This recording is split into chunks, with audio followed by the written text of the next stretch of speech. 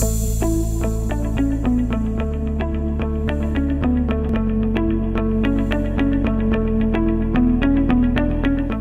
to the first in our series of Optimizing Cash Flow for Small Business Owners. I'm David Worrell from Fuse Financial Partners, and today I want to talk to you about the most important thing that you can do to prevent cash flow problems, and that is have a good onboarding process for your new customers. Cash flow optimization starts at the very beginning. It starts with the policies and practices that happen when you meet a new customer and you bring them on before you actually start doing work. So I've got 6 or 7 tips to share with you in just a minute or two. Let's get right into it. The first thing to check out is, do you have a contract? Everybody should have a contract with every customer, even if it's a simple one.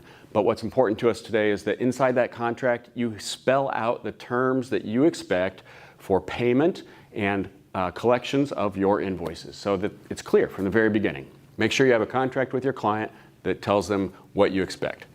The second is another document that you're going to want to follow right behind the contract, and that's a credit application. The credit application needs to ask them for references, for bank accounts, for contacts, for the terms that they give to other vendors. And so you want to get everything you can from your client on that credit application, and then you want to dig a little bit deeper. You know, you don't want to just be happy with the references they've given you, but ask those references for other references. What other vendors do we know of this client that we could call and talk to about their payment practices? Call the bank. Ask the bank to verify the amount that's in the account that they've given you. How many bounce checks have they had in the last 90 days? What's their standing at the bank?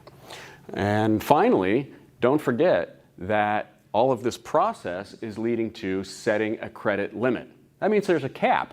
At some point, you can't give everyone more credit. So set a limit for each customer and stick to it. Be prepared to cut them off from your products or services if they exceed that credit limit. It's the only thing that you can do that will ultimately protect you, and I guarantee it'll get their attention when you do that.